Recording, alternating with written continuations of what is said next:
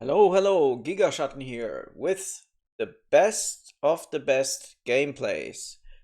Today we're going to have a look at a gameplay of a guy called Fexer. He's from Germany, as you can see, and how I choose games, because this was also asked once, is I'm looking at the ranks first of all, obviously. So he is in the top 4 or 5. He is like Fleet Admiral, the highest you can achieve. He's not Emperor, but Fleet Admiral. And secondly, I am looking at games where you have the double beams at least turned on, and where it is hopefully a zero ally game, or where, one guy got 200 planets. And last but not least, it should be a high DM game, right? The higher the DM, um, the higher the difficulty. That's the DM stands for difficulty modifier. And if you have a high one, then you know that the other participants were also very good in that game. So let's have a look. Just from your first look, you already see this guy seems to be really good. Just first or second placers. Oh, here he resigned. Here he got a fourth place. Here he resigned. I think I've never seen such a good history of someone, but let's see how he participated in the game. So let's scroll down and find the game. For example, this game I wouldn't take because it has a difficulty modifier of 1.31. But let's jump into the Arleonis game here. This was played quite a while ago. However, it has 2022 standard rules. And let's have a look. Okay, traveling into the Echo cluster. But first things first, I got this trick from Commander Koski, where he said you can download actually all the chat messages. And yeah, let's see if we see something here. Okay, it's fine. I start in autumn or winter. Okay. Yeah, and here it says no allies and so on. I think we might have some good opportunities for trade. And as you can see, we are going to do this in every game because people, especially the very good ones, they start to communicate immediately. But as it seems, this seems to be a zero ally game, actually, which I like. So, yeah, let's directly jump into turn 1. Again, the first 15 to 20 turns, we want to analyze and see what the people actually did. But before we start that, let's have a look how he engages the game.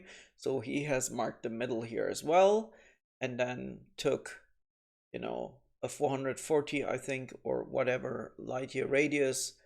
And then, yeah, here he is. He has, again, I don't know how to do that, but there's here you can see it better like this. There's a color gradient on his own world from green to red.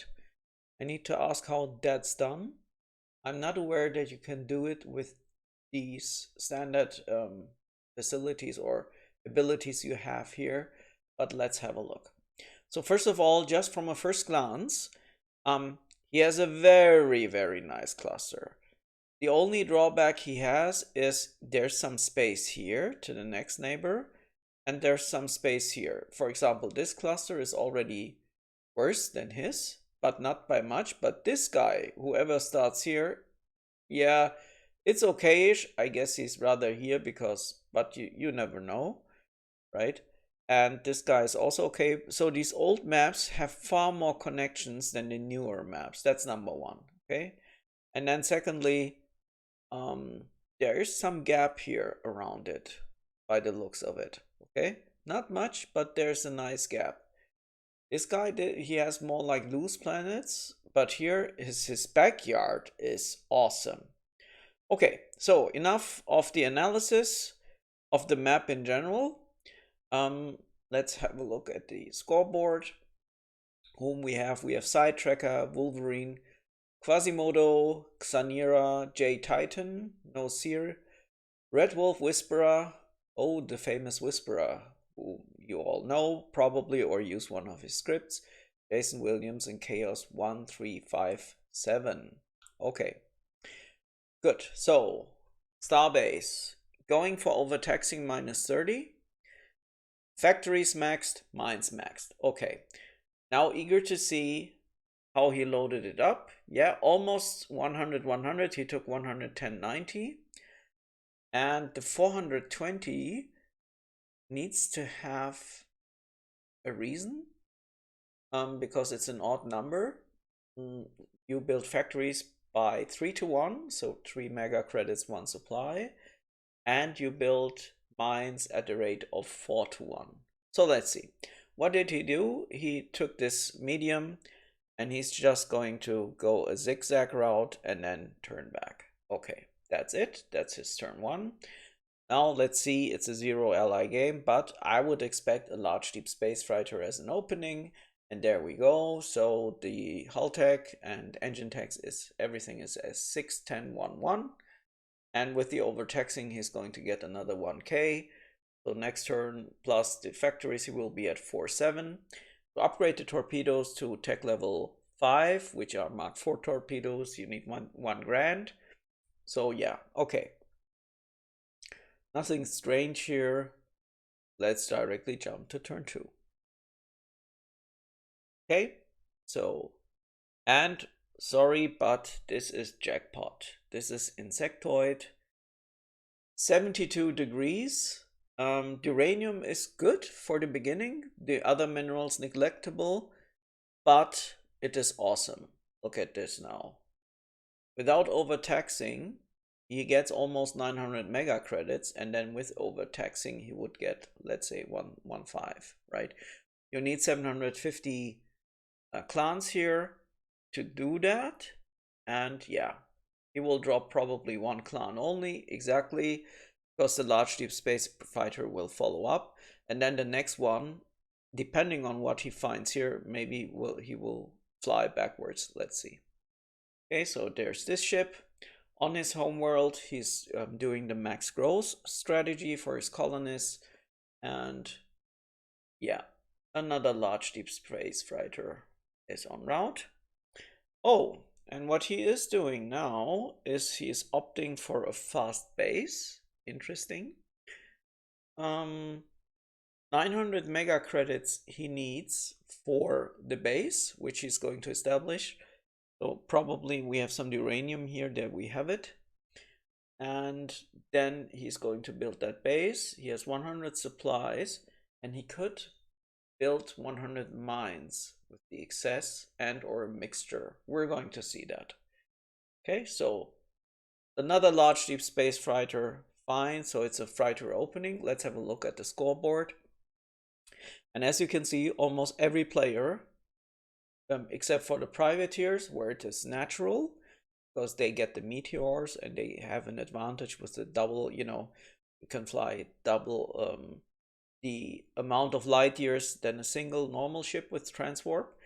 Then missing colonies of man, also understandable. It's probably a Cobalt class cruiser, which generates fuel and has a bioscanner on board, right? With a bioscanner, you get like 20% rate of detecting. And the Rebel, yeah, he probably built a Falcon, but okay, fine. I wouldn't do that in the first turn. And I would rather opt for the build which Joshua favored and then get a fast, with an LDSF second base and then produce more Falcons at the same time. So that's turn 2. So directly jump to turn 3. Okay, so yeah, as suspected, he built 100 mines. He took some clans and he directly is building a base here. Okay, fine. So eager to see, because this ship is empty, it should fly back, I guess. There we have it. The other medium deep space, and also have a look here. Look what he did. He is minimizing, like all the good players, the amount of fuel he carries with him. Because the more fuel you carry with you, the more fuel you burn in the end. right? So he dropped, I think, the rest here, or he just took enough with him. Next one, medium. What did you find? Oh my god, amphibian unity. Okay, and it's 46 degrees. Again, mineral wise, crappy. Only good thing is the neutronium. But unity, oh my god, so good. It's almost on par with the insectoid he got. And this one is even better because he has like more insectoids here and he has a better temperature here. So once he grows that to 100, to 10 million, oh my god. And also because Klingons have double beam, this is a really, really good planet. And now comes the thing, was it worthwhile to directly build a base here and not just, start scouting and then build the base here? Because here you get the beam weapons for free, and I think this would have been a better planet. But okay, I mean, these guys are the best of the best for a reason. With this fast starbase you get priority points. We're going to see that next turn, but okay, let's have a look. So this LDSF flying back, and he is bringing another clans next turn to get this planet up with, he will build 50 factories and then get for max factories, but not for max mines. I wouldn't do that. So big question now.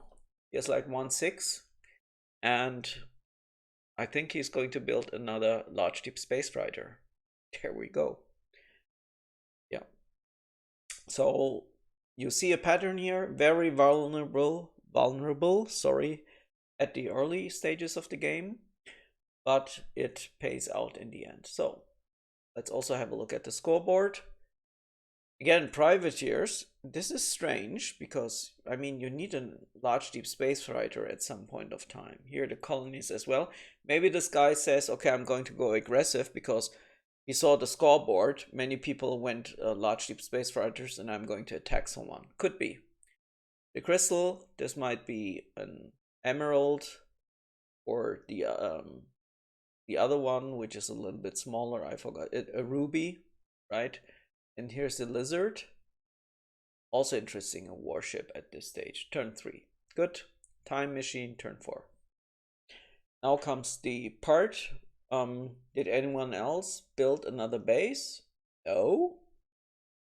This is a bit surprising. And now you see, because he didn't build anything yet, he got like 2 priority points. There's another person with priority points, which is the Solar Federation side tracker. I'm not sure what he did. Did he colonize a ship? Because he got 2 priority points, but the ship count is 3. I'm a bit puzzled. So let's see. Doesn't matter. So he's the only one with a second fast base. Also here, I don't know how they do these gradients, but they are for real. It's probably an add-on. What else? A insectoid representative. Are you kidding me? Like really? What is this? I mean, in my Grand Marshal game in 6 planets, I had like, I had 7 planets.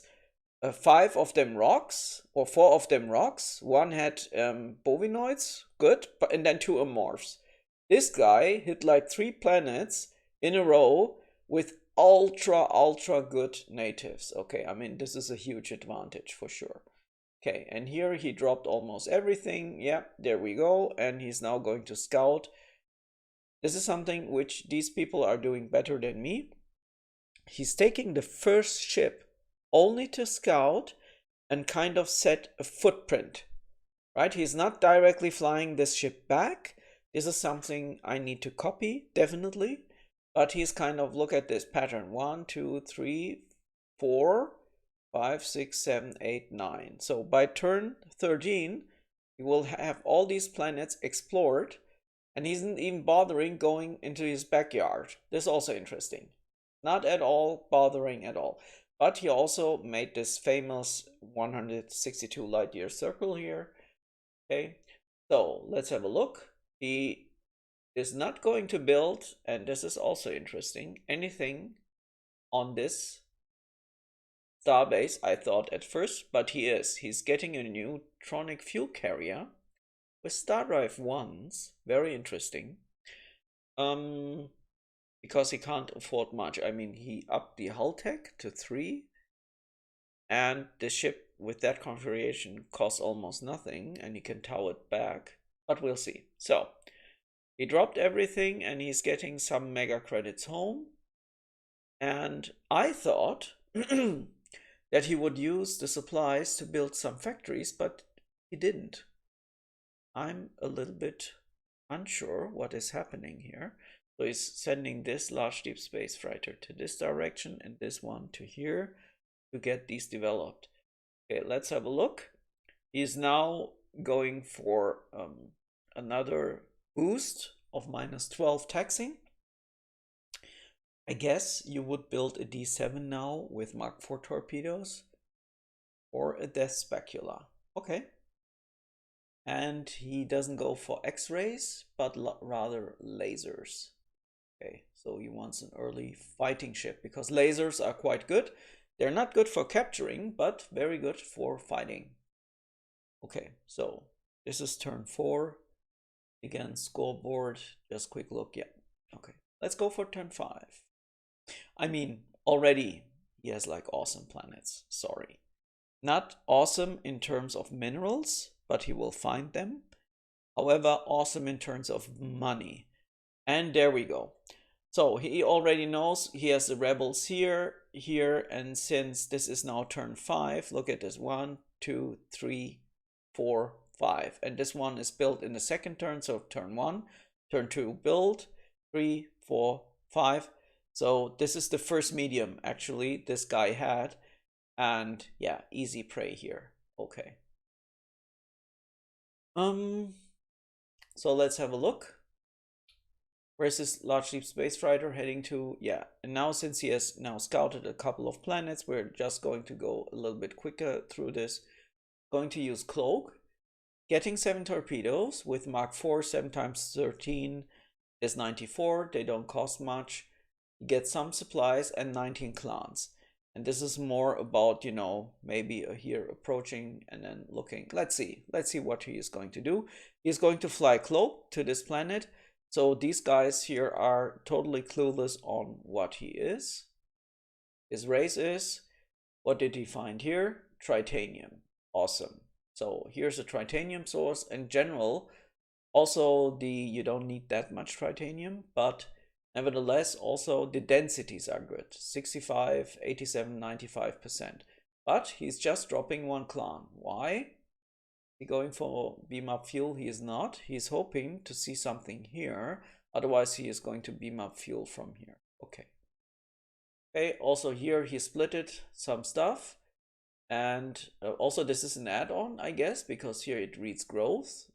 You can see it here from these numbers. So that seems to be an add-on. I need to ask the people what the names of these add-ons are, because I'm not sure. But interestingly, there are no factories on this planet. What? So no supplies dropped, and he's flying over to here because he wants to, okay, so the insectoids. He wants to develop this because of the uranium, because uranium you get early pretty short on. That's probably the reason. So his priority is there. Okay, so let's further have a look. Avian participatory. Okay, I mean, I'm sorry, but this guy should play in a lottery. Look at this. So all planets with natives he found so far, 1, 2, 3, 4, 5, 6 planets. Of those 6 planets, only 1 doesn't have a native. It doesn't have natives. All others have natives, and all of them yield more than 1k mega credits per turn. Are you kidding me? Again, 45 degrees. Come on. I wished I was lucky as this guy. Man. Okay, again, mineral-wise, but your Klingons, you don't need that much. But please give me a break, man. What is this? Okay. Also, look what we are learning now. I think the neutronic fuel carrier is the ship with the lowest possible hull mass ever. So if you look at it, it has a hull mass of 10. It is barely a ship. It's kind of almost like, you know, a very, very, very thin rocket with a minimal crew of 2 poor guys destined to fly between planets. And look at this. Although he's going for warp 8, he's going to burn, he has 8 fuel on board, just 5 fuel for a distance of 63 light years. So you can build Stardrive 1 ships which can fly at least, I mean, what would happen if I go for warp 9? Not much, right? Yeah, he could even go for warp 9, as you can see. And it already calculates it. And because the mass of the ship is so low, right? It's just transporting megacrits. They weigh nothing. Look at this. At 5, it begins to burn some fuel. 7 and 8. Very interesting. I didn't know that. I will incorporate this. Definitely. Oh my god. Very nice. And he's building a second ship like this. Another neutronic fuel carrier. Cool. Already paid off that we are watching this guy. Okay, so next ship, what is it? Let's have a look. Probably another Death Specula or a D7 or a large deep space fighter, but I don't think he would use that. Oh, large deep space fighter. Okay, good. So much money he now needs to distribute, right? His mega credits, clan, so he can get some mega credits. Okay, so quickly let's cycle through his planets. Again, very puzzled why I don't see any factories here. He's not dropping anything. Very, very puzzled. Here he did a mixture. He said, I'm going to opt for getting uranium.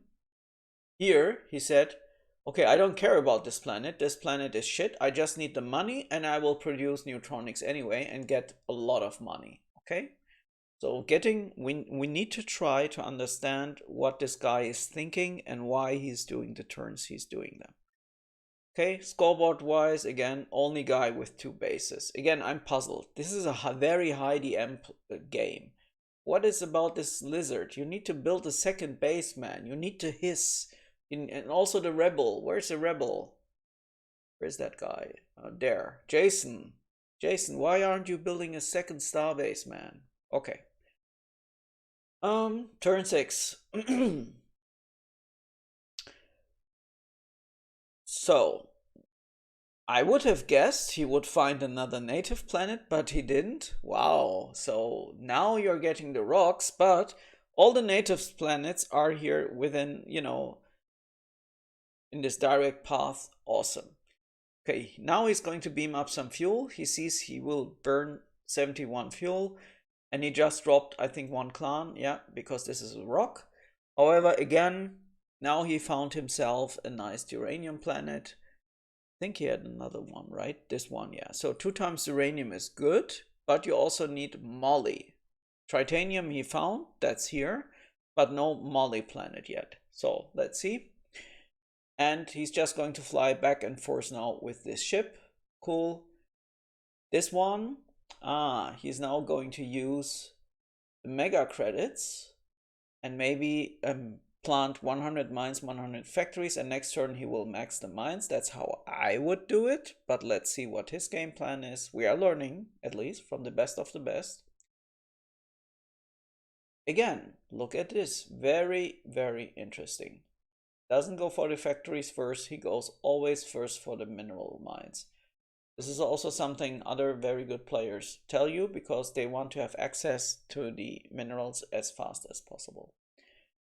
He also dropped like 100 supplies and he's going to fly the rest of the clans over to this insectoid planet.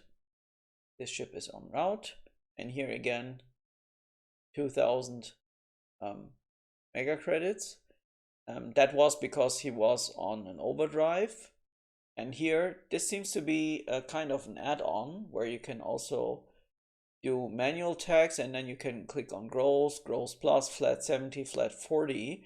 So without manually fiddling with the stuff like this, right, you have that, but you can probably press this button and then go for grows, also whatever. So I need to have a look what this add-on is. There will be a special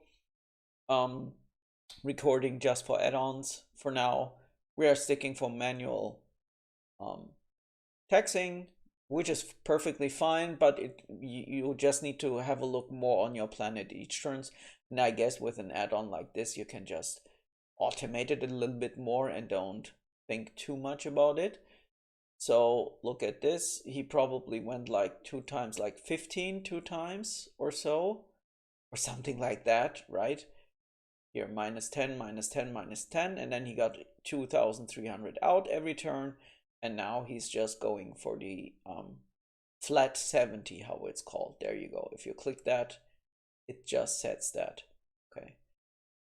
Good. So again, warp 8, burning fuel 3, and he almost used no fuel at all here. And he's just using this planet to provide fuel and building another neutronic fuel carrier. Okay, I got the pattern here. From this planet, he's just getting some minerals back again, strips off the fuel. What did he find here? Oh, come on. I'm sorry, yeah. Reptilian? Fine. Not many minerals, but again, participatory. When I find planets with natives, they're all anarchy, tribal, feudal, whatever. And this guy is like unity, participatory, and you know, whatever. This is, come on, that's really lucky.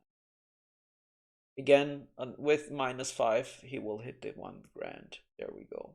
Yeah. Okay, so bit lucky.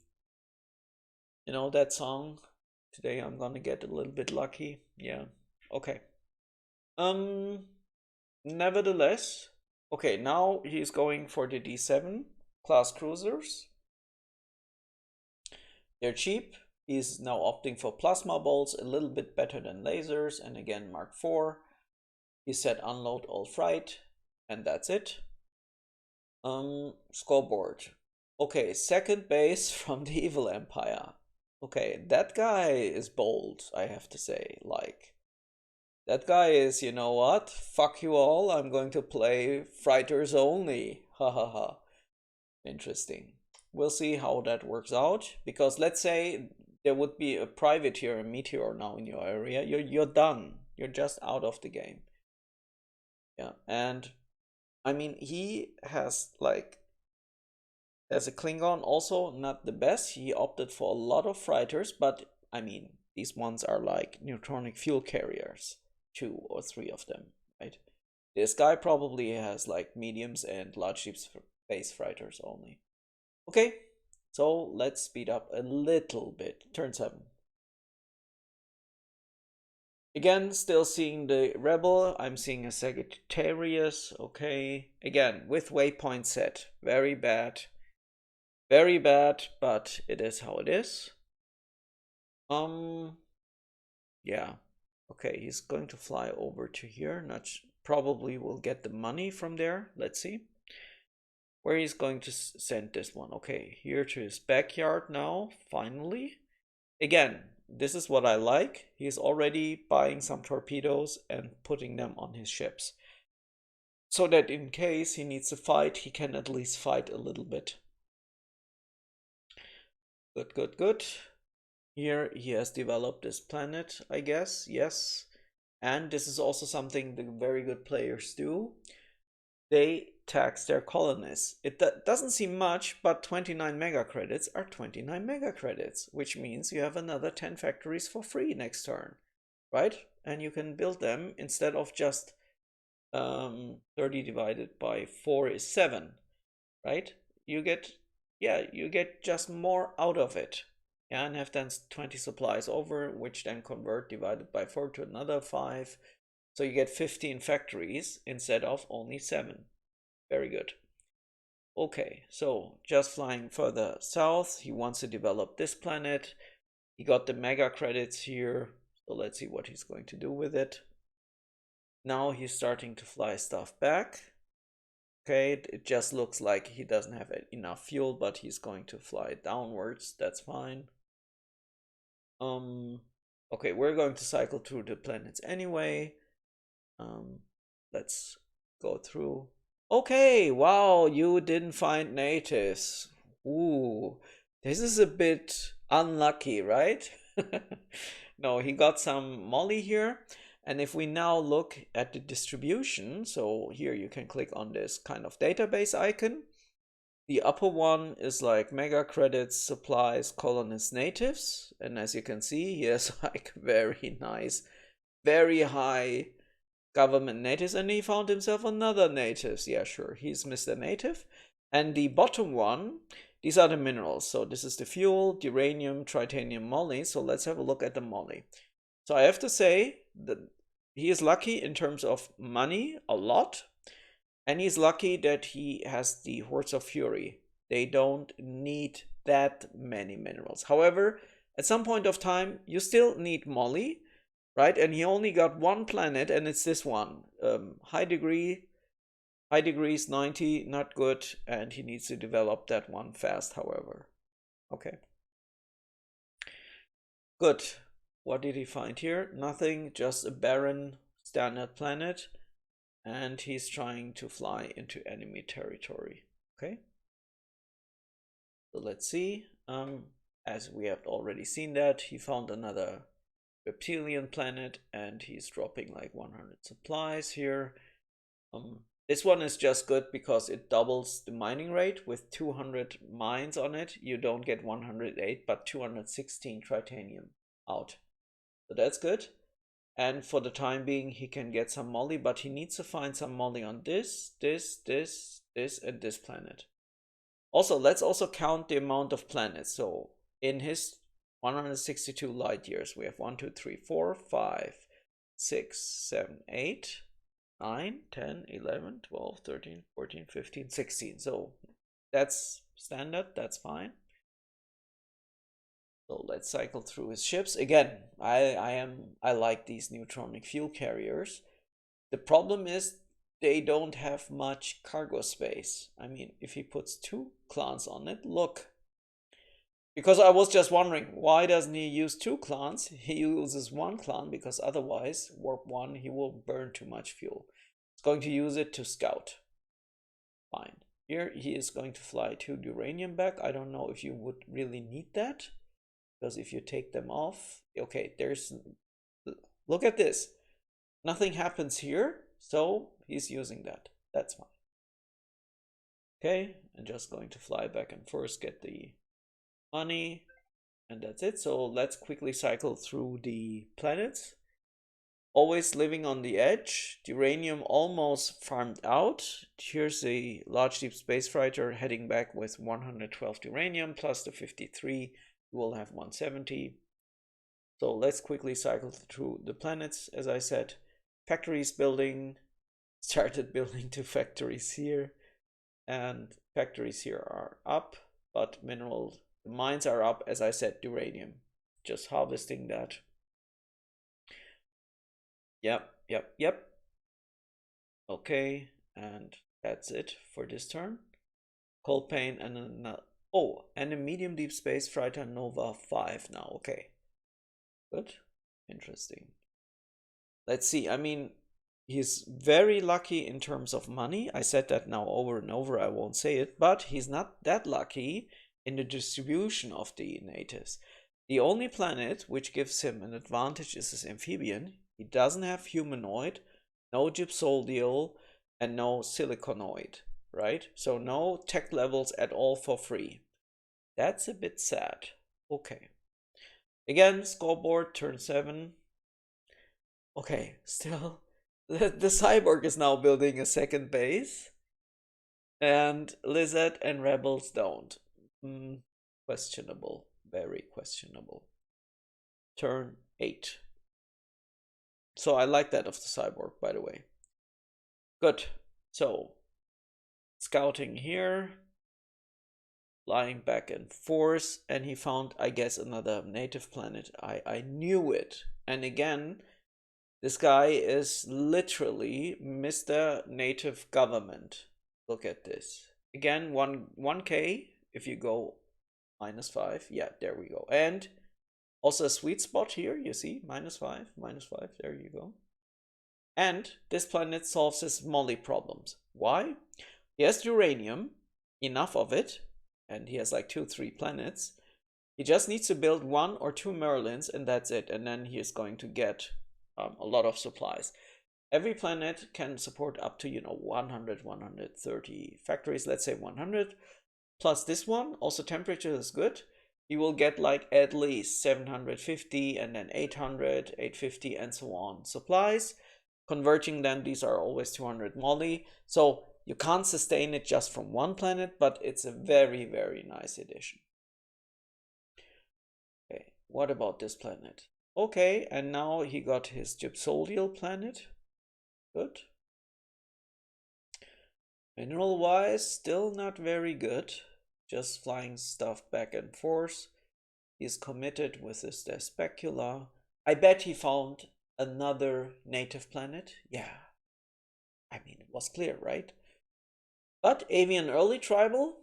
But still, because they're avians, you can overtax them to get 1 grand. This is kind of ridiculous. I don't think I have ever seen someone having so many good native planets. I think I'm going to also have a look at the other guys, one of them at least, to see if they were lucky like this guy as well or not. Okay, this one he's going to probably send top into enemy territory, and here he's using these ships for flying and developing planets. Yeah, I mean, don't get me wrong, these are harsh words for me when I say why didn't the lizard build a second base and so on. I mean, there's also kind of a meta at planets. This has something to do with the priority point building and accruing those priority points over a certain period of time from empty bases. And that's why many people started building empty bases, right? But even if you would have now empty bases, I would know I could produce like some neutronic carriers from those, and the game speed at those times were a little bit slower than today, right? And also this turn you see kind of a border popping up like this. Could be that he managed to get agreements with his neighbors. Could make sense because he has a lot to cover in his backyard, but not sure. We will see. Okay, just flying back and forth some stuff. I'm not going now into very detail. This is now just a pure expansion phase. However, we are going to have a look at his planets. We see something again, just living barely on the edge. I guess another D7. Okay, he's now opting for Superdrive 4 D19. This is a ship with a glory device, and it can self-explode. It's good against enemies with cloaking devices. This is the universal one, because no super spy, no Loki immunity helps against that. The drawback is you lose the ship, because this thing explodes and then everything is done and gone. So again, yeah, I mean, he has many undeveloped planets, I have to say, but he's more focusing on the ones which give him a benefit and which are near. Okay, so with that being said, turn 9. Do I need to look at the scoreboard? No. No further bases. Turn 9. Okay, what did he find? Insectoid representative. Just look at this. Yeah, but he can't use it. But this is a jackpot planet again, but it's too far away. Would be very good for this guy, but yeah, strategically very good. Bad because he doesn't even have 100 molly. Because if you would had, you could, from here always fly to here, but very good neutronium wise. He can refuel and then maybe attack this guy. Let's see what he's going to do. He's going 1 turn for beam up fuel, then he will cloak, and then we'll see if he is going to invade this area or not. This guy is just flying around. Okay, And here come the clans. And look at this, also nice. The ship, you know, has just Overdrive 5 on its own. It's not very mobile, but he can use a large deep space fighter to tow it and get those 200 extra clans with him. Okay, so again, just flying back and forth. So he's using this Unity planet as his money source. And oh yeah, look, he opted for that maximum growth. And next turn he will overtax it. Okay, and getting still some mega credits back. Okay, and now he's developing these inner core planets as well, and he's opting especially for this Molly one. You see, although he has avians here, he could, you know, in theory, develop that one first in 3 turns and then take all the stuff, move on. But he wants the stuff, the minerals, fast from this planet. Okay. So playing very conservative, and he found another native planet, but these are morphs. Now you would laugh and say, haha, finally morphs, but actually, I would be very happy always as a Klingon to find a morph. Why? You send a ship with beam weapons to this planet, and then you pillage, and then you get a lot of money out of these. So even these are useful, and you can also use a glory device, explode it, and then you get 5,757 molly supplies. And my subconsciousness already told me, yeah, and you could turn those supplies, the 5,700 divided by 3, almost into 1,700 or 800 molly, right, with a Merlin. So good, just dropping some clans. He found another native planet. I was so sure of it. And this is his Molly planet. So he got it, and also very nice Neutronium. Good. Yeah, that's it. So let's speed up a little bit. Did someone else build a second base? No. Why? Oh god. Another cold pain, and look, Mark 7. So turn 9, Mark 7 cloakers en route. Time machine 10. Need to watch the time a little bit. Okay. Okay, stabilizing a little bit here. More clans, and he's maybe, don't know. Let's see what this ship is going to do. This is set to trigger. He's just standing on the planet still and wants to see if the rebel attacks. He sees the rebel flying around with Falcons, mediums, and Geminis. Okay. But this guy, where is he going? Maybe nowhere. I don't see anything set. Okay.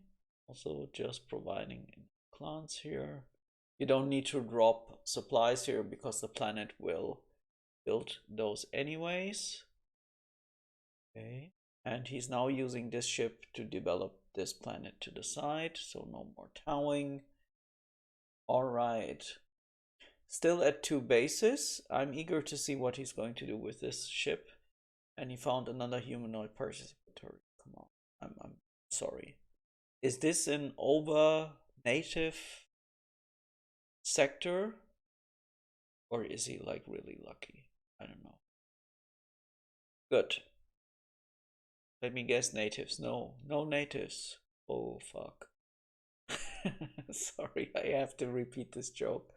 And there is a Merlin, as I said, because he found himself this planet. Eager to see if he's going to tow the Merlin to this planet and then, you know, build the everything from there and then fly back. I mean, not next turn. Next turn he's just going to convert the supplies he kind of saved on his planet. But the turn after, let's see. Okay. Good. I think he's still at 2 bases, yes. And yeah, only 3 guys there. Time machine, turn 11. So as I said, let's speed up a little bit. And then we'll go with 5 turns each. What is in build? Another large deep space fighter. And he's converting the supplies to What? Uranium? Oh yeah, for his home world. Okay. And is he going to fly out? Yes, he is. I guess. Okay. Is it because of unload freight that this will first produce the uranium, then he's going to unload it, and then fly over? So let's quickly check that. We're turn 11, time machine turn 12. No, he just opted to really tow this ship with the uranium further down. But where's the uranium? I'm a bit puzzled. I'm sorry. So let's go back. Time machine turn 11. We clearly set ALD. Yeah, but it has no fuel. It's like 1,600 clans and 1,000 supplies. Next turn, time machine 12. He is here, and he has like 1,000 clans and 118 supplies. Where did the uranium go? Is it here? So we have 260 now here. Let's have a look. Very, very puzzled. I'm sorry, we have to do this. Yeah, I think it's here. Not sure. Is there any other ship flying to here? No, there's none. And he's also using this, you know, warp 5, slowly flying to the next planet. Okay, doesn't matter. This is something we're going to find out later.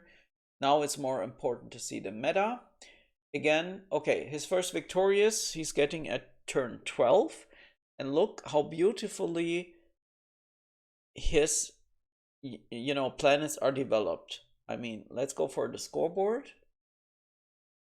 He has like 21 planets already. In my playstyle, I'm playing very centric kind of. I would be at 10 planets, something like that. So I like this way of playing much better because you cover more and more space. I will definitely do that. And also here, medium deep space freighter at hyperdrive 8, fine. So quickly cycle through the ships. Not much going on here. Some clans, money, back and forth. This is just the usual building the economy up. Okay. But here he is now going to fly over here, cloaked, and then probably attack this area. This is what I would do. And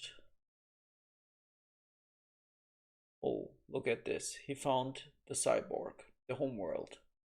And he said pillage planet. Okay, he's probably not going to pillage this planet because he's flying out. So there, report wise, it's good. Yep. Again, scoreboard. It's just second base here. Okay. Then let's go for time machine turn 13. We should now see some pillage messages for fighting. Okay, he luckily found himself a base and he got a lot of minerals. There we go. 2,829. Pillaged that poor cyborg planet. And he is now towing the B200 into the orbit with warp 1. He will succeed unless... Yeah, he has also, and it's called Darkwing class battleship. Look at this. He also renamed the ship so that if he explodes, the people think the Birdman exploded here. This is quite funny. He has a low ID and he's set to NTP. And I think if this guy also sets NTP, but not in the same way he wrote it, then the friendly codes won't match and this ship won't surrender. It's my guess. I don't know. Maybe you can comment on below this video and tell me if I'm right or wrong. Yeah, and he finally got his place here. And as I said, he's now going to produce a lot of molly here directly. So every turn, if he would have had more factories, he would get another 30 supplies or 40 supplies out actually, like 43, even more, 46, but he didn't opt for that. Okay, good. And here this ship kind of has 832 uranium, and he's flying it over to the humanoid planet, so this will be another base next turn, pretty sure, or a turn after that one. And then he can cross supply that with the Molly and so on, what he gets from here. Money wise, he doesn't have any issues at all. No issues at all. Okay, so this is looking good. What is he doing with the first Victorious? He's sending it down. And maybe he's going to fly really further down and then invade. Let's see. I mean, this is like turn 13. Time Machine turn 14. Third base incoming, and everyone else has just one base. Okay, not everyone. Okay, he has his third base. And reports. We have a visual combat recording, that's the B200. Yep. X-rays versus lasers. Goodbye. And he's, I think, able to capture it because this guy only has like 6 crew. Good. And he's going to further fly down for pillage, and this guy he's going to return back home. And now comes the fun part. He took some mega credits, most of it, gave it to that ship, kept a lot for himself, or not a lot, but a bit, so he can build more torpedoes if needed. And now this ship is going to head back, and he can clone it.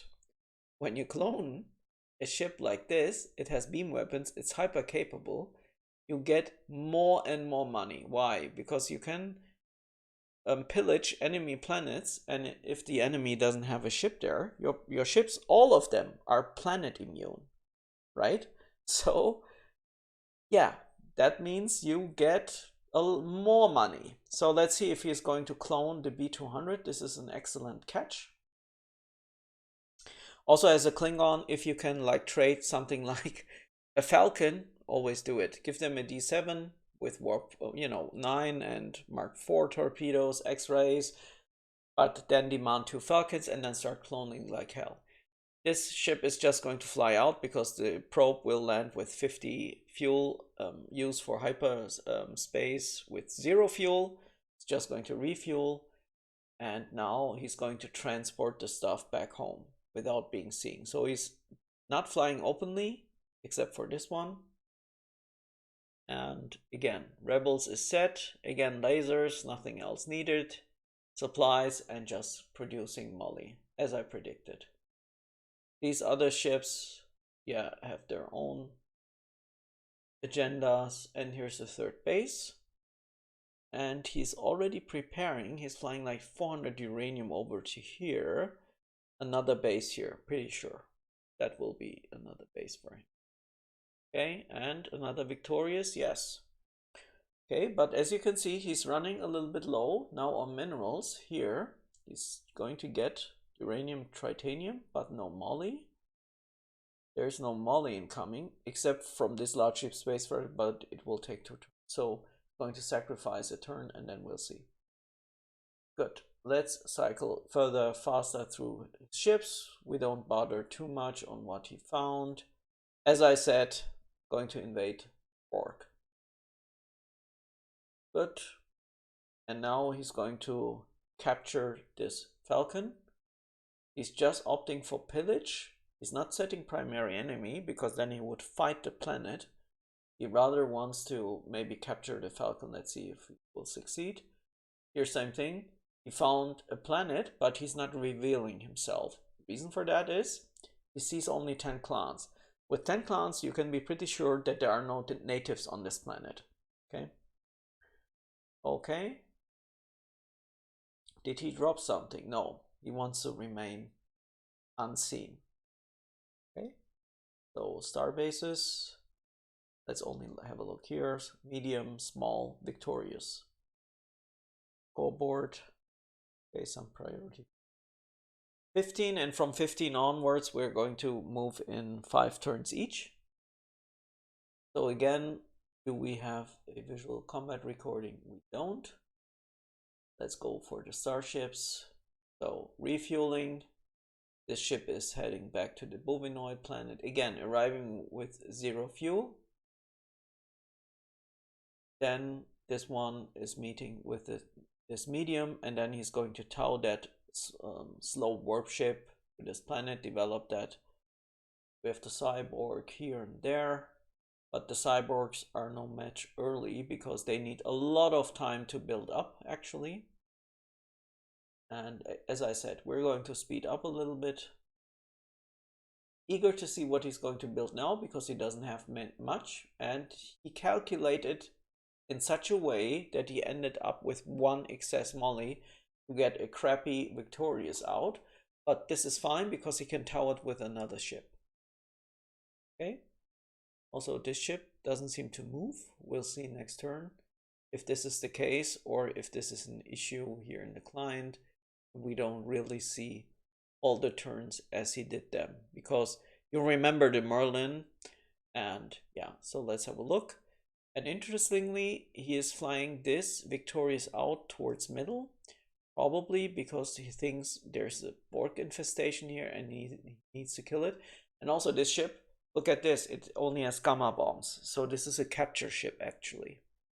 Maybe he wants to capture a Firecloud? Not sure. Okay, so same thing, pillage the planet. And now NTP, differently written, towing this guy with plasma bolts, not firing torpedoes. And yeah, he pillaged this planet, and in the Borg area, you can be pretty sure that almost every planet which you pillage will yield you mega credits because they have assimilated a lot, but he's not going to attack that planet. So let's see what he's going to do next. He didn't drop anything, and he's just flying out into the orbit. Not sure why he isn't connected to other planets. Let's see. So time machine. Before we jump 5 turns, let's do a quick one here again. He kind of... I think I understood what's happening. Kind of got into an agreement with the evil empire, told him the coordinates, and the evil empire is going to supply him with fuel. That's why he flew into that orbit, as you can see. And then they coordinated everything, and he's now getting some fuel, and he's now continuing his journey into the backyard of the cyborg. Yep. And here we have it, accompanying that ship. Again, still no base here, that's fine, but he's going to tow the probe back home. Okay. Good. Good. Nothing else. I don't think this ship moved last turn. Yeah, it didn't move. Okay. So just going into this direction here, and then probably this Victorious will head. Take it. See. Oh, he built another base here. Again, crappy one. Interestingly, because he doesn't, you know, he had a gypsolial planet here, doesn't use it. Okay, it's just a mixture of many small ships, and let's also have a look at the VCRs. So this planet, I think, was taken over by the cyborg. He just gets it back. And here, this is funny, or this is nice by the rebel. He towed the ship, but he couldn't fight it, I guess. Right? Did he transfer fuel? No. He didn't set primary enemy. Not sure why he didn't do that. Let's see. Oh man, time machine 17. What's going on? Dude, what are you doing? He still doesn't set primary enemy because he probably he's not setting primary enemy here. Did he come to an agreement with the rebels? I can't imagine. Did he? Not sure. What does the diplomacy say? The diplomacy says with the crystals he has an agreement with the evil empire, but not with the rebels. Yeah, is it because he can't capture that ship and that's why he is towing it back? Possibility, right? And the ship also emptied the mass? Not sure, really not sure. Also here, not attacking the planet, although he could. Okay, what the heck. Star bases, again, little pests. Victorious here now, Disruptor Mark 7. Okay, scoreboard. 3 star bases with the cyborg and the evil empire. 4 on his own, the lizard. I'm sorry, lizard, not a good play from you. Regardless, I mean, even if you only found crappy planets, you can produce arrows so easily, and the same for the rebel, not having 2 star bases at turn 17. Nowadays is no longer good or considered good play. Okay, starship wise, let's have a look. He has like 1, 2, 3, 4, 5 victorious. 1, 2, 3 cold paints, 2 death specs, and a glory device ship. That's it. He can't fight actually. Very interesting to see. I mean, but on the other hand, we're just in turn 17, right? Turn 18, and then from 20 onwards, we're going to do double everything. Yep. So do we have VCRs? No, we don't. Do we have enemy distress calls? Yes, we have. So he plundered this planet, and now he said cloak. That's, I think, what happened. Okay. That's why we see it in the client like this. Same thing here. He plundered, pillaged, and then said cloak. He now sees, okay, there's this and this on there, and this victorious is going to kill that planet off, and then with that invade the enemy territory there. Okay, that's already in turn 18. Yeah, it's quite fast. Again, star bases, let's have a look. A 5th space is being built. Let me check where. Okay, in the middle. Again, not on this Gypsodial planet. Why not? You just need to fly 1, 2 over, and then you have a planet where you can, you know, get Warp 9 for free. But, okay, he's now going for the clone, as I said. And here, okay, what has happened? Did he get that last turn? Or was it just given to him with GS? No. Maybe we just missed it. So again, turn 17. Sorry for that, but we need to see. Okay, I'm NTP. I don't see a VCR here. So did he get the ship for free? Did the rebel give him this ship? I don't see a VCR. Maybe someone can explain that to me. Yeah, I don't know. Regardless, so let's now jump to turn 20 and then 5 and so on. And yeah, what is going on here? A little bit, he attacked that planet, laid some minefields. He's now going to scoop that up and then further continue his journey. Star bases, he has now 6. He's not producing anything out of 5. What? And also at turn 20, they only have 227 ships. Okay, I think I also need to have a look at a newer Klingon game, like from 2024 or 5, because this way the game goes is you have like so much time to build up, and no one else is having that many bases. Let me have a look. Yeah, and he's not building anything. Sorry, I need to have a look now at Time Machine 21. Is that just a flaw? So we have now a victorious in queue. Let me have a look at the star bases. Yeah, here we have one. but on these we don't. Interesting. And there's a rebel here as well. And we see Femina. I want to see what is happening. See pillaging, because then, no. Okay, exactly what I said. I just clicked on this. So he kind of got into an agreement with the rebel. He said, look, I'm going to either pressure you and continue with that, or you agree to give me some ships, and the rebel agreed to it. That's, I think, what happened. Okay. Because of the low mineral count, I guess, he has now issues in building more and more ships. Because the only planets were these ones here, Duranium and Duranium, I think it was here somewhere. And he got it all out. And the rest, he can't sustain it actually. He has a Merlin here, a second Merlin here. And yeah, I think that's the reason why he slowed down building more ships. And now Time Machine turn 25. Let's see what happens.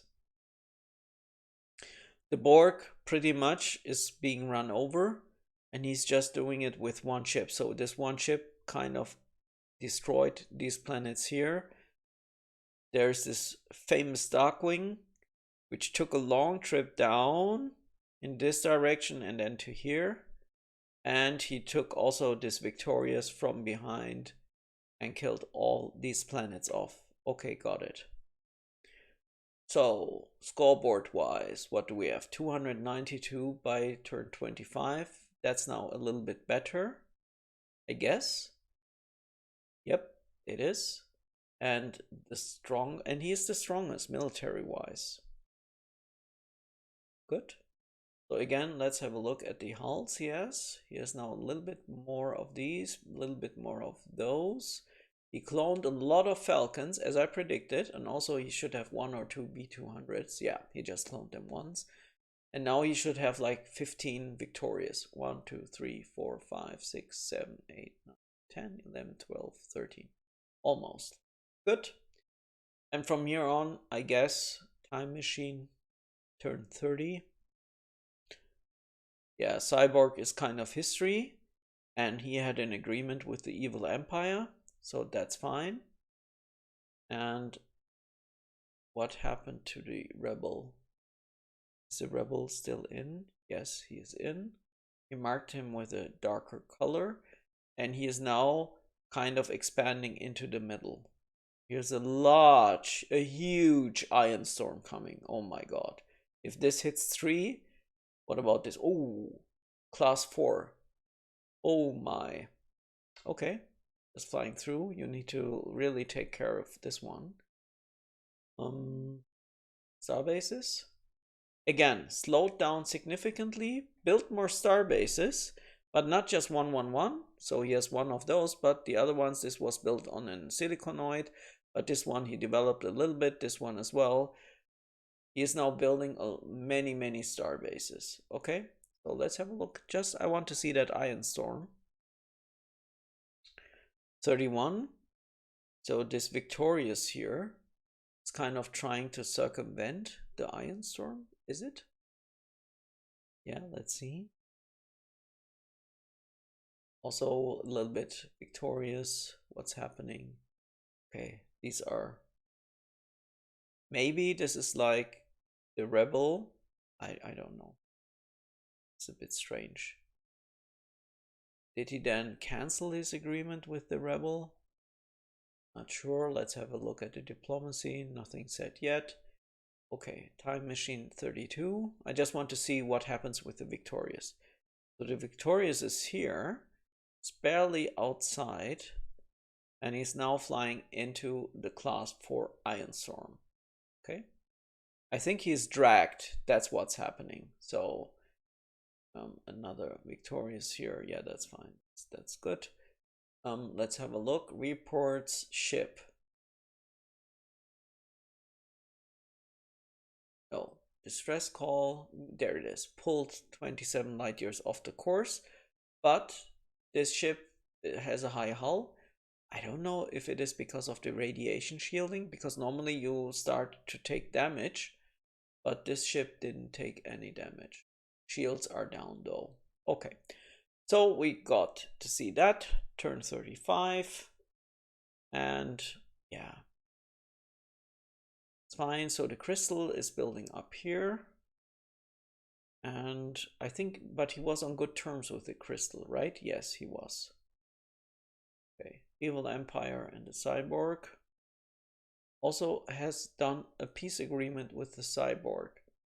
Probably he kind of enslaved him, maybe, and said, look, I'm not going to kill you, but you need to provide me Fireclouds. That could be a possibility. Or he said, look, I don't want you to not see the end of the game. Give me some Fireclouds, but this is not the case. Yeah, and from here onwards, I think this is pretty clear. He has most ships, most star bases, and so on. And I'm not going to bother, or yeah, let's do that. Like turn 50, just to see the map, that's fine. And he's now further expanding and expanding. And here are robotic minefields.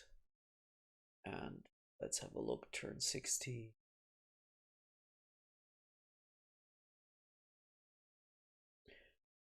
Okay, so yeah, I'm going to end this now because what did we learn?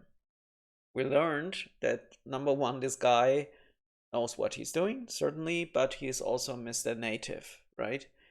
And he got hold of, and here you can see, it's again Fireclouds. As I said, at some point of time, he got himself Fireclouds, got mobile, and then started, you know, flying around and invading everyone. He didn't have very strong neighbors, sorry to say that, because this rebel, in my opinion, played it totally wrong. And also, I mean, he has like connections everywhere. This guy doesn't, right? Here's his home world, and he has like 1, 2, 3, 4, 5, 7, 8 planets. But he's not connected to these, and he doesn't have a nice mid progression, which he has, right? On the other hand, he built a fast second base, which no one did. And yeah, it's good. It's very good. We learned a lot regarding the neutronic fuel carriers, that even with warp 1, these things can go warp 9 and just burn like 8, 9 fuel, which is awesome. But I wouldn't say that he got a lot of pressure. He could just like do whatever he wants. He had like a 4 freighter opening, and then he used most of the game, I don't know, to build some crappy ships, and then in between always a victorious, one victorious, and so on. I think if he would have had a competent neighbor like the rebel can build rushes very fast. So just look at the Joshua video. In turn 20 you can like have 8, 9 rushes, right? But I didn't see that. Yeah, and cyborg usually take much longer, so this cyborg was just, you know, had bad luck.